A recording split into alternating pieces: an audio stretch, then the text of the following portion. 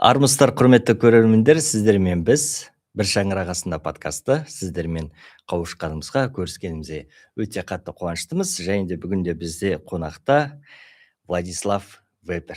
Қош келдіңіз. Сізді көргенімізге қатты қуаныштымыз. Уақыт алып келгеніңізге көп рахмет. Ең алдымен, Владислав мырза, сізге сұрағымыз, жалпы өзіңізді таныстырып өтсеңіз біздің көрермізге. Владислав деген кім, неме айналысады, хобби қандай? Көптен көп рахмет. Өзімді сіздермен болуға өте қуаныштымын. Өзім таныстырып, және де немен айналысатынымды айтуға дайынмын деуге болады. Иә, айтқандай, менің есімім Вебер Владислав Александрович. Негізі 20 жастамын. Қазіргі таңда мұғалім болып жұмыс істеймін. 91-ші мектеп гимназиясы. Және де оған қарамастан қоғамдық жұмыста да түрлі шараларым бар, және де лауазымдарым бар. Қазіргі таңда Возрождение Қазақстан немістер бірлестігінің қамқоршылар кеңесінің мүшесімін.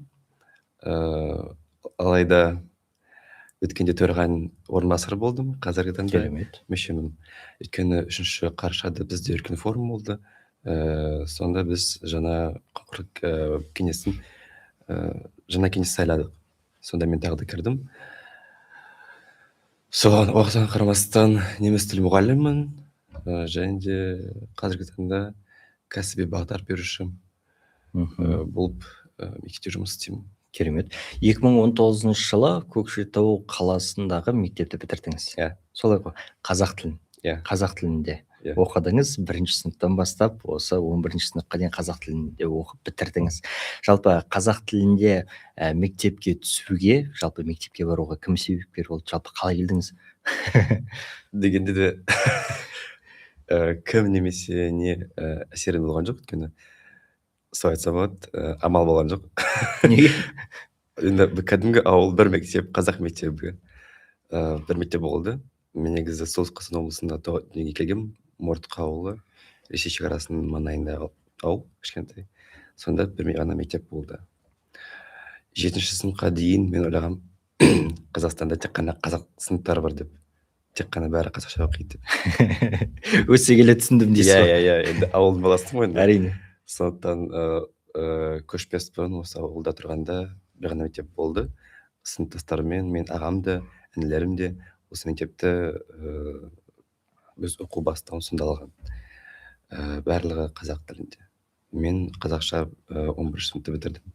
Ағам 9-ші сыныпты бітіріп, колледжде де қазақ тілінде білім алған. Енді қазір кішілерім де қазақша мектепті бітірген. Алайда сіңілім 1-ші сыныпта қазақша оқыған, алайда сосын орыс сыныптарға біз ауыстырдық. Қиындау болды. Сондықтан кім және не әсер болған жоқ енді. Осыған да мен барша ризамын. Осында қазақ ауылында, қазақ мектебінде білім алдым. Ешқандай қиыншылықтар болған жоқ. Акцент ештеңе жоқ. Сондықтан өте қуаныштымын осыған.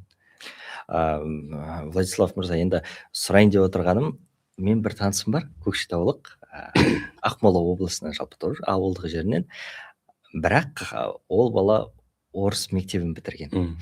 Осы жоғарғы оқу орнына түскеннен кейін Астанада бірге оқығанбыз, бір жатақханада тұрдық, бір бөлмеде. Сол кезде сұрайтын, қазақша сұрақ қойған кезде ол 2-3 минуттан кейін бір жауап беретін. Басында сұрауға енді ұялдым, неге сен көп ұзақ уақыттан кейін жауап бересің деп. Содан кейін уақыт өте келе жаймен сұрадым, неге сен көп ойланып барып жауап бересің, әлде қалай сен бір жауап іздейсің ба деген секілді. Айтады, күлді де айтты, жоқ, ешқандай ондай жоқ. Өйткені мен орыс мектебін бітіргеннен кейін менің ойлауым орысша. Яғни ең алдымен сен маған қазақша қоясың сұрақты, содан кейін мен ол сұрақты орысшаға аударамын, жауабын орысша дайындаймын, одан кейін орысша дайындағаннан кейін оны қазақшаға аударып барып жауап беремін дейді. Сол сияқты сұрайын дегенім, жалпы қазақ мектебін бітіргеннен кейін сіздің жалпы дүниетанымыңыз, ойлауыңыз қалай? Өзгертті ме жалпы сізді? Жоқ, негізі өзгерген жоқ. Бала кезінен бастап олай қабілетім қазақ тілінде болған. Қазіргі таңда да кезде мен қазақша ойлаймын, орысша ойлаймын, ағылшынша, немісше. Осыған өзімді қалай екен, осылай ойлауға мен көптеген үлестерді қостым.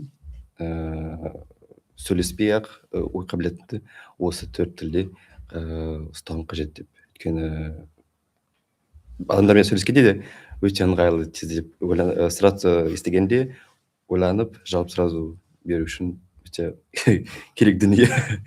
Алайда да көбісі айтады деп мен түсінемін, алайда айта алмаймын. Өйткені мен түсіндім, сөздер маған таныс, алайда байланысын сөздердің көбісін білмейді. Сондықтан солай тоже көп уақыт кетеді аударуға. Әрине. Сосын менде сондай тоже жағдай болды. Өйткені мектепте мен қазақша оқығанмын, алайда жоғары оқуға түскенде орысша оқуға мәжбүр болдым. Алайда қағаздар тапсырғанда маған айтты, сен жалғыз боласың, бұл группасына ашамыз, қазақша оқытады сені, ал сен жалғыз боласың. Жақсы, айттым, маған ыңғайлы болады деп сондай шешім шештім. Университеттен шыққан соң звондаватыр, жоқ, сен бармайсың, сені қосады орыс группаға. Жақсы, айттым, өмірдің осы. Сонда да бірінші семестр болғанда есімде бар, мұғалім түсіндіріп отырды грамматиканы. Мен отырмын, как будто завис. Мұғалім сатыр, не болды саған? Қазір мен ойлап жатырмын, бірінші орысшадан қазақша аударамын, сосын қазақшадан немісше аударамын. И наоборот. Сондай жағдайлар тоже болды менде. Керемет. Жалпы сіз жастарға негізі осы қазақ тілін еркін меңгерген адам ретінде, жас ретінде көпке үлгі болып жүрсіз, және де бізде қонақта болып кеткен Пимичева Анель дегенді қазақ тілін еркін меңгерген, сіз секілді қазақ сыныбын тәмамдаған, қазіргі таңда тарих факультетінде оқып жатыр, магистратурада, мына Гумилев атындағы Евразия ұлттық университетінде. Жалпы осы қазақ тілін меңгеру, еркін білу сізге қандай да бір жетістік алып келді ма, не болмаса жолыңызды ашты ма? Мен ойымша, бізде көбісі айтады солай. Өзге ұлт өкілі қазақ тілін білсе, қандай керемет дүние деп, мақтаныш ретінде халыққа көрсетеді. Мен ойымша, онда басқа әсері бар. Біз басқа ұлт өкілдіміз, алайда басқа адамдар қазақтардан айырмашылығы неде? Біздің Қазақстанда қазақ тілін үйретуге барлық жағдайлар жасалған. Барлық. Мектеп болсын, дала болсын. Сондықтан, мысалы, мен қанша адамдар көрдім, қазақ, ол да қазақша білмейді. Мысалы, ештеңе болған жоқ.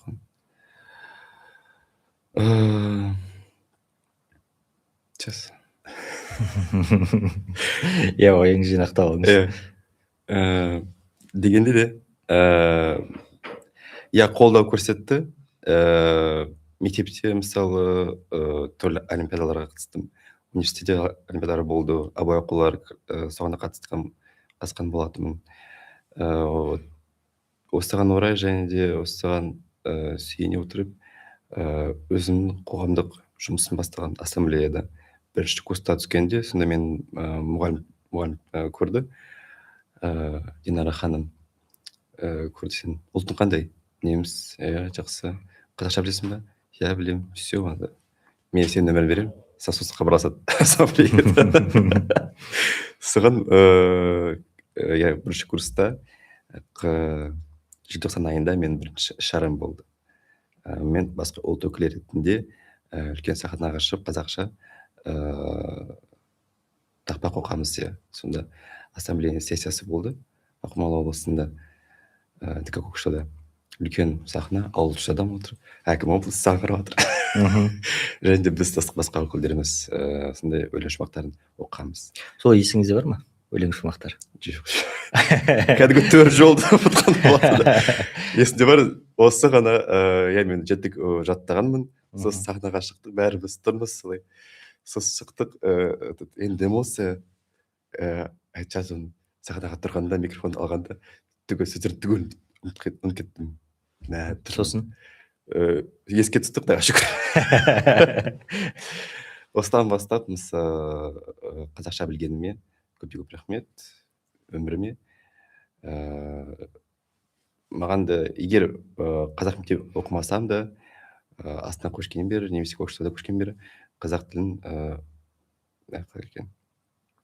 оқуға мәжбүр болдым. Өйткені қазақта тұрмыз, қазақ елінде бұл біздің ұлттық тіліміз. Әрине. Тілді білмей, елді білмеуге де болады. Керемет, жауабыңызға рахмет. Қазақстан Халқы Ассамблеясына бірінші курста келдім дедіңіз, ұстазыңыз арқылы. Сол бір кезді еске алайық. Қалай сонда мұғаліміңіз сізге келді, Қазақстан Халқы Ассамблеясына кіресің бе деді ме? Қалай болды? Жоқ, ол бұрында университеттің алдында ассамблеяда жұмыс істеген. Сондай іс-шараларды ұйымдастырған әріптестермен.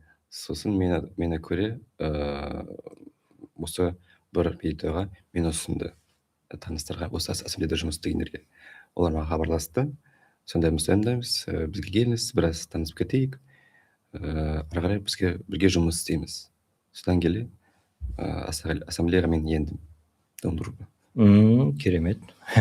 Өзіңіз басында айттыңыз, өзіңізді таныстырған кезде мына Қазақстанның немістер қауымдастығының республикалық этномәдени бірлестігінің возрождение қоғамдық қор да ол? Иә. Соның төрағасының орынбасарысыз. Болдыңыз. Қазір біздің қамқоршылар кеңесінің төрағасының орынбасары болдым. Иә.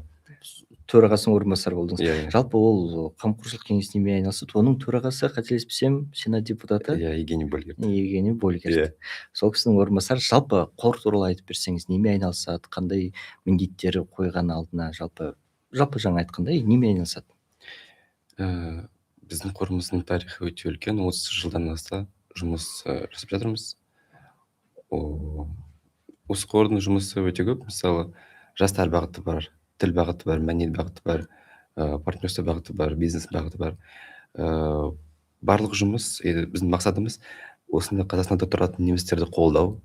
Өйткені тарихқа сүйенсек, қаншама немістер қуған. Әрине. Қазақстанға қуған көбісі келген. Қазіргі таңда Қазақстанда 223-мыңнан аса немістер тұрып жатыр. Бұл өте көп. Әрине. Өте көп. Сондықтан біздің жұмысымыз осы біздің немістерді қолдау, оларға білім беру. Мысалы, үлкендерімізге репрессияға ұшыраған немесе депортацияға ұшыраған адамдарды қолдаймыз. Мысалы, гуманитарлық көмек, түрлі курстар бар, тарихты еске алатын, мысалы, мәдениетті, түрлі шаралар өткіземіз, лагерлер болады. Қазіргі жастағы қалай айтсам екен, повышаем их квалификацию деуге болады, түрлі шаралар. Мысалы, біздің қордың қасында жастар ұйымы бар, Союз немецкой молодежи Казахстана. Оған келесі жыл 30 жыл болады. Иә, осыны сұрайын деп отқанмын. Келесі сұрағында, иә. Биыл Қазақстан Халқы Ассамблеясының 30 жылдығы, келесі жылы неміс жастарының 30 жылдығы. Қандай жобалар жоспарлап отырсыздар, жалпы қандай қызықты іс-шаралар өтеді? Иә, көптен рахмет сұрақтарыңызға. Біздің қорымызға 30 жылдан аса, 35, нақты айта алмаймын. Келесі жылы ақпан айында, 26 ақпан, немесе 21 ақпанда Алматы қаласында 1996 жылы біздің жастар ұйымы ашылды.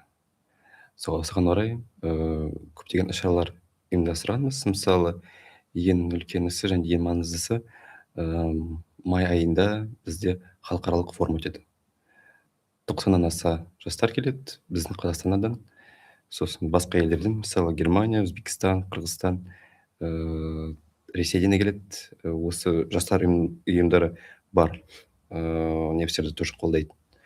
Өйткені осындай қорлар басқа елдерде бар, 20-нан аса елдер бар. Осы форум өтеді 2 күндік, сосын юбилейный лагерь дейміз оны. Өйткені август айында Бурабайда біздің жастар қорының бірлестігінің бірінші лагері өтті. 1996 жылы. Оған да 30 жыл болады. Соған да атсалыса дайындап жатырмыз. Осы 2 үлкен мерейтой өтті бізде. Керемет. Маячковый проект. Биыл да өте керемет көптеген іс-шараларды жалпы театрларыңызды да көрдік. бардық, өте керемет өткіздіңіздер. Келесі жылда жастардың 30 жылдығында өте жоғары деңгейде өткізеді деген ойдамыз. Жалпы сұрайын дегенім, неміс этномәдени бірлестігі қалай дамып келе жатыр, қай бағытта, қандай қызықты басқа да жобалары бар, сол туралы айтып өтсеңіз. Енді айтқанда біздің мақсатымыз ол тарихты және біздің мәдениетті сақтау. Осыған қарамастан басқа бағыттарда қолдаймыз. Мысалы, қазіргі келе жатқан дамып жатқан бизнес бағытта біздің қордың қасында бизнес клуб бар. Олар мүшелері Қазақстан немістері өз ісін бастаған, біздің қорды қолдап жатқан жастарға білім беру өте біздің үшін маңызды. Өйткені, как говорится, следующее поколение жасар, біздің орында кім болады деп қазір ойлаймыз. Оларға білім, мысалы, мен университетте авангард бағдарламасы бойынша оқығанмын. Ол дегеніміз біздің қорымыз мен оқуымды төлеген. Сонда да басқа мамандықтар бар. Мысалы, тарих мұғалімі, неміс тілі мұғалімі, аудармашы, финансист дегендер де бар. Тағы да айтайын дегенім, ол тіл бағыты. Жаңа, қалай екен, новые методы работы с детьми, с учителями. Бағыттар өте көп, айтқандай, жобалар да өте көп. Әр жылдан жобаларымыз өтіп жатыр. Осы. Біз білеміз, жалпы Қазақстан Халқы Ассамблеясының айтып өткенде лагерлері қазақ тілін меңгеруге жалпы бағытталған лагерлер, жалпы бағдарламалар өте көп. Сонда лагерлерге де сіз бардыңыз. Жалпы ол лагерлер сізге көмектесті ме, өзіңіздің қандай да бір жаңа бір кейс алдыңыз ба өзіңіз? Жалпы сол лагерь туралы айтып өтсеңіз, бұнда лагерлер жалпы не береді жастарға, өзге этнос өкілдеріне? Сол туралы, сол төңіректе айтып өтсеңіз. Негізі өте жақсы мысал, өйткені бұрында да ойлағанмын. Бізде түрлі көптеген лагерьлерде жобалар өткіземіз, алайда біз жобаларымыз көбісі немістерге бағыттаған. 80% қатысушылардың 80% ол немістер болу керек. Ассамблеяның ұйымдастырған лагерьлері басқаша, өйткені онда түрлі ұлт өкілдері бар. Мысалы, 2021 жылы, қателеспесем, Баянауылда тіл мектебі өтті. Мен бірінші сондай үлкен жобам, қайда мен қатыстым. Динара ханым ұйымдастыруымен Баянауылда барғанбыз. Ең күштісі, сен басқа адамдармен танысасың, басқа ұлт өкілдері. Өте көп Қазақстан түкір жерлерден келген адамдар, басқа салаларда жұмыс істейтін. Үлкен де бар, үлкен де болды, кішісі де болды. Ең алдымен осы танысу, сосын, как говорится, обмен опытом алмасу. Және де маған не қызықтысы болды, мұғалім ретінде қалай басқа өкілдері басқа адамдармен общаются. Қандай қарым-қатынаста олар, көзқарастары қандай. Өйткені әртүрлі бар. Мысалы, Алматыда тұратын кәрістер, біздің Петропавлдан келген немістер немесе қазақтар ойлау қабілеті басқаша. Әрине. Өте қызықты маған сол болды. Дегенмен де осы бірнеше күнде ішінде өте қатты дос болдық. Бізді ассамблея осындай жобада біріктірген. Мысалы, тағы да қыркүйектің 5-і және 7-сі арасында Теміртауда тағы да бір лагерь болған. Сонда да тағы да басқа ұлт өкілдері келген. Ең ұнағаны, сонда бізде кішкентай мини паузалар болған. Сонда біз әр өкілі, жастар өкілі өзінің биін көрсеткен. Сонда, мысалы, біз немістерін көрсеттік. Сонда барлығы билеген. Мәдениеттермен таныстыңыздар. Иә. Басқа да грек болды. Өте осындай жылы есінде қалған. Осындай кәдімгі билер, ұлттық билер қанша адамдарды біріктірген. Өте күшті. Осындай жақсы сәттер есімде мәңгі қалмақ. Одан басқа тағы да қандай қызықты оқиғалар болды сондай лагерлерде? Жалпы бұндай лагерлерден өзіңізге не түйдіңіз? Не үйрендіңіз? тағы да кетейін, мұғалім ретінде қандай методикалар бізге берген тілді үйретуге. Өйткені анда да екі лагерьде қазақ тілін үйренгенбіз.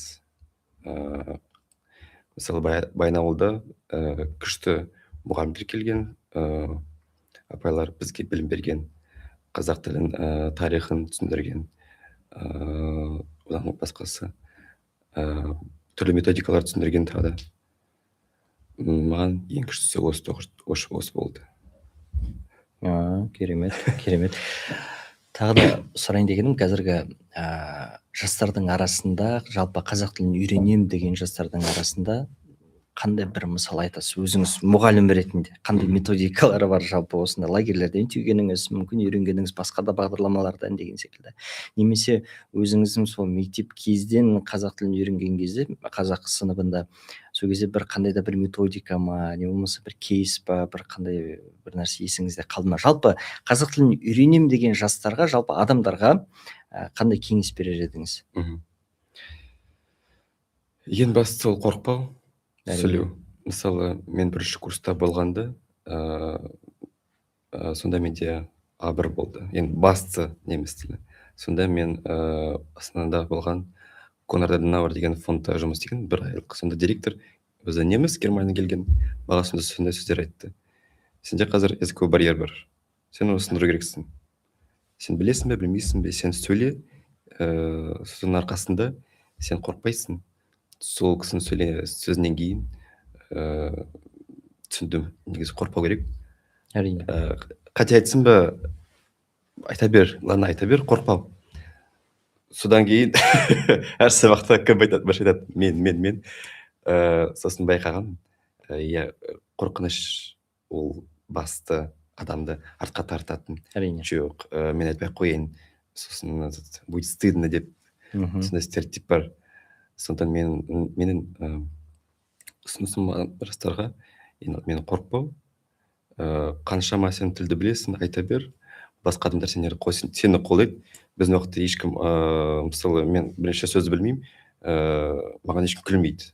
Жақсы, маған мысал ретінде көмек көрсетеді. Мысалы, сондай сөз солай аударылады қазақшаға. Мысалы, түсіндігі сондай. Солай. Сондықтан қорықпау керек. Және тағы да байқағаным, айтқандай, мен ауылдың баласымын. Біз осында неміс отбасы жалғыз болғанбыз, көбісі қазақтар. Наурыз болсын, мектепте болсын, далада болсын, достармен араласқанда мәдениетіміз бір болған. Кей кезде орысша да сөйлескенбіз, қазақша да сөйлескенбіз. Қоғам өте қатты әсер етеді. Әрине. Қандай қоғамда тіл болса, сол тіл маған енеді. Мысалы, маған қанға сіңген ол қазақ тілі болған. Маған сұрақ қойғанда, ана тілің қандай екен? Орысша ма, қазақша ма, немісше ме? Мен ойлаймын, негізі қазақ тілді айта аламын, орысша да айта аламын.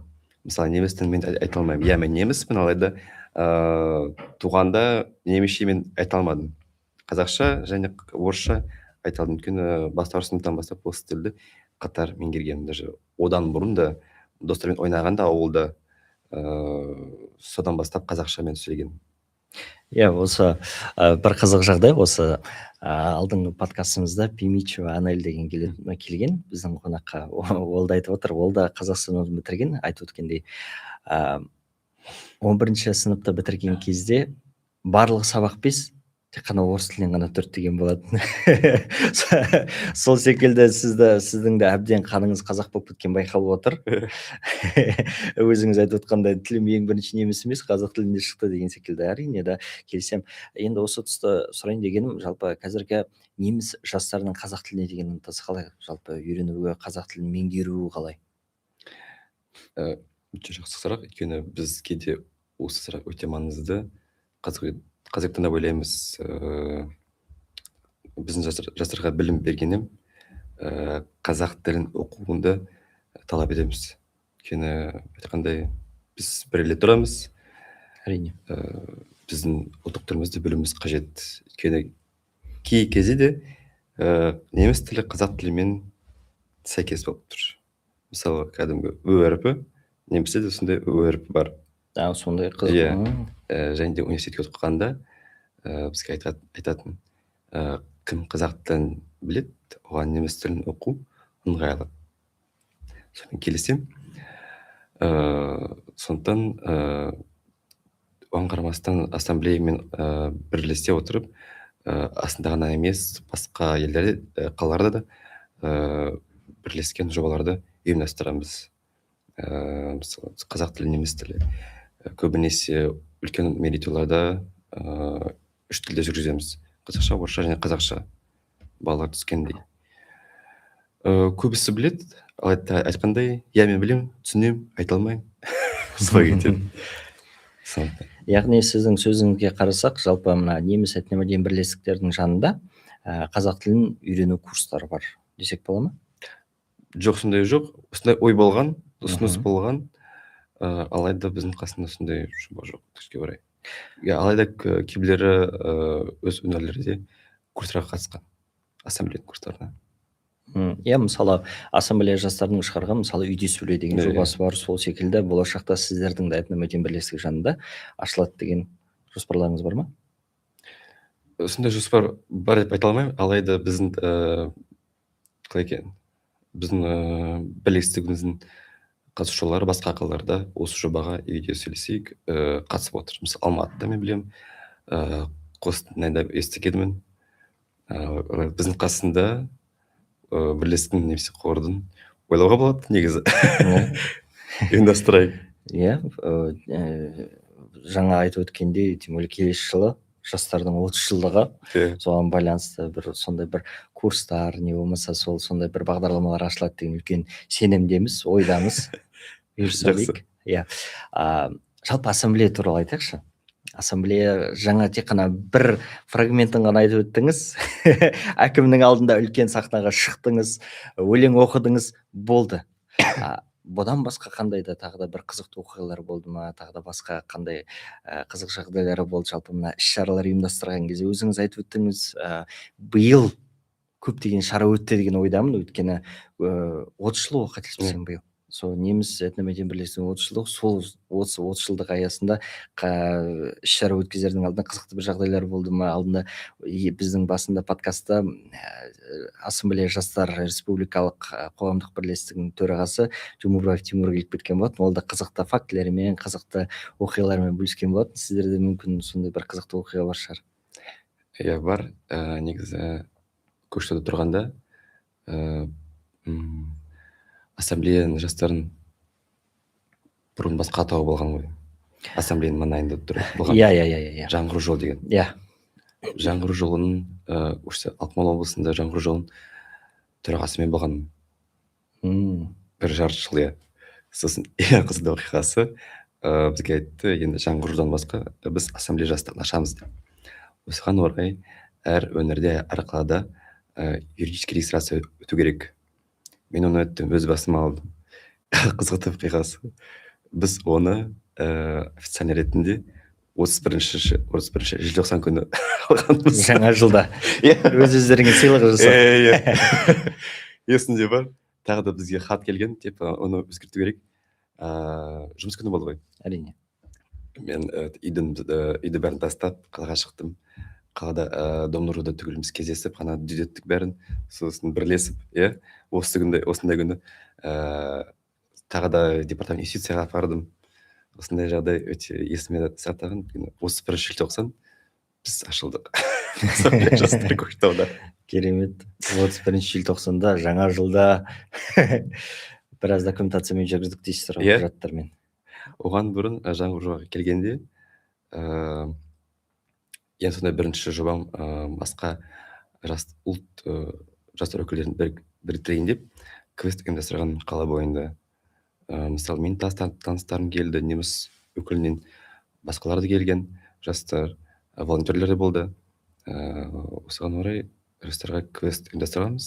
Қаланың ішінде олар жүрген, қаланың тарихымен танысқан, көрнекті жерлерін көрген. Осындай өте қызықты жоба істегенбіз. Алайда сосын ассамблея жастарымен кеттім, өйткені басқа жұмыста болған, қоғамдық жұмыс. Өйткені Көкшетау қаласында біздің қорының бір филиалы бар. Акмольское общество немцев возрождения, мен сонда жұмыс атқарған. Жастар бағыты бойынша және де біздің қордың қасында тоже жастар клубы бар, Зодиак. Соның мен лидері болдым. Екі жастар ұйымының қатар жүргізе алмадым. Сосын мен шештім, ассамблея жастарын басқа адамның қолына берейін деп. Сосын ақырындап немістерге кеттім. Алайда қазір уже таңда төрағаның орынбасары болғасын, осындай үлкен жұмысқа кірдім. Солай. Сосын ұстаздыққа кеттім дейсіз ғой.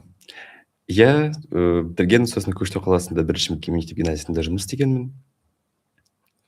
Сосын бір жыл жұмыстан кейін Астанаға көшкенмін. Астанада тұрған соң бір жыл мектепте жұмыс істеген жоқпын, басқа жұмыстармен айналыстым. Мысалы, Астанада қазір Қазақстан неміс мектебі ашылған деп жатыр. Сол жобаның маңайындамын. Алайда осы жылы 42-те мектепке тағы да кірдім. Ұстаз болып жүрмін дейсіз, керемет. Жаңа да өзіңіз айтып өттіңіз, жалпы немістер мен қазақтардың ұқсастығы бар деп, яғни жаңа ө әрпінен бастап, бұдан басқа қандай бір ұқсастықтары бар, қандай бір мәдениет жағынан ба деген секілді. Мәдениет жағынан негізі нақты мысал айта алмаймын. Мысалы, неміс бізде обиходта жүретін сөздер көбісі ол неміс сөздері. Мен зерттеу болған жоқ, ол басқа адам зерттеуі. Біздің келген сөздер мыңнан асады. Мысалы, кәдімгі бургер, ол неміс тілі. Галстук тоже неміс тілі. Галстук. Сондай сөздер естігенде, мысалы, біз оқығанда таң қалдық. Осы сөздер немістерін бе? Германиядан келген. Я солардың сөздері. Осылар бізге осындай сөздер, мысалдар бізге осы тілді жаттауға жеңіл болған. Жалпы қазақ тілін меңгеруге де сол бір түрткі болды дейсіз ғой. Керемет. Сіздің ойыңызша жалпы сіз мына бірлік, достық деген ұғымдарды қалай түсінесіз өзіңіз? Негізі осы сегіз сөз бір қатарда маған менде тұр.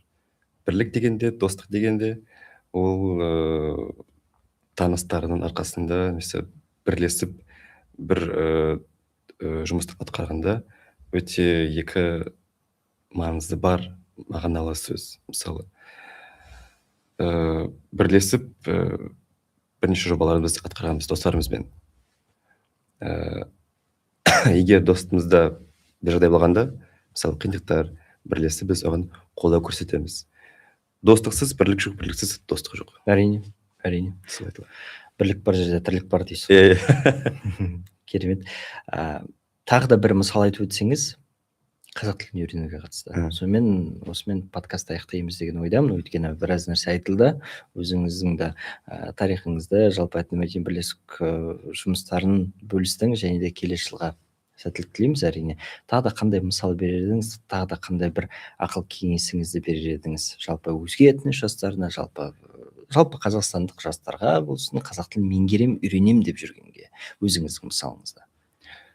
Мысал ретінде тағы да айтылам, Банарщина кітап оқыңдар. Дегенмен де мен қазір осыған келмес бұрын Абайдың қара сөздерін оқығанмын. Осындай біраз тілімді байытып, өйткені мектепте де жұмыс істегенде, мен неміс тілін қазақша берем, алайда көбінесе жұмыс тіліміз ол біздің орыс тілі. Сондықтан қазақ тілі біраз кезде ұмытылады. Сондай жағдайларда мен таңертең қазақ тексттерін оқимын, өлең жолдарын оқимын, немесе Абай жолын, қара сөздерін оқимын. Маған өте ол көмек көрсетеді. Өз ой қабілетімді біраз осыған сүйеніп, не айтарымды таңертең жоспарлаймын. Жалпы, кітап деп қалдыңыз. Тағы да шамалы бір сөз отырамыз енді подкастта.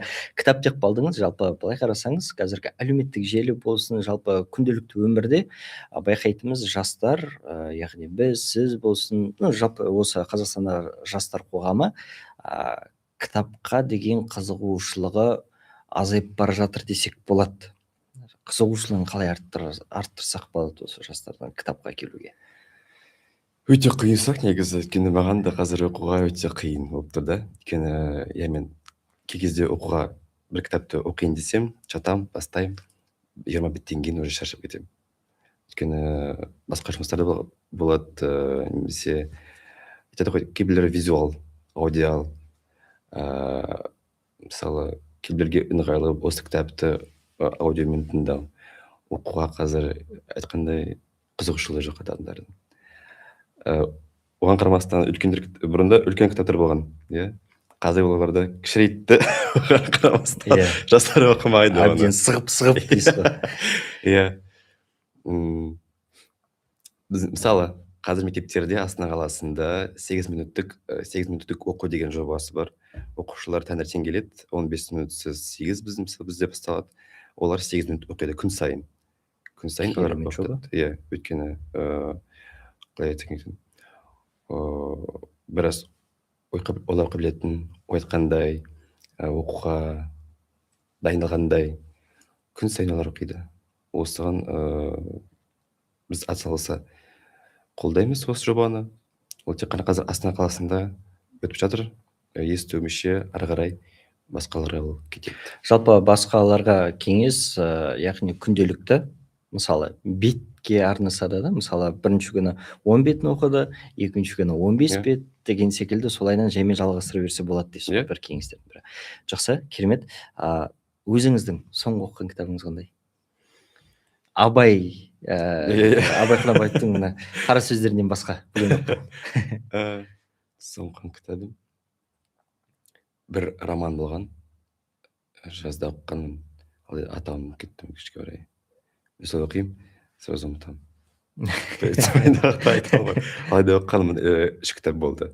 Қатар оқыған. Өйткені роман бір сериясы болған ғой. Әрине. Сондықтан қызығушылық болды ары қарай оқу үшін. Енді қазір 4 кітапты күтіп отырмын.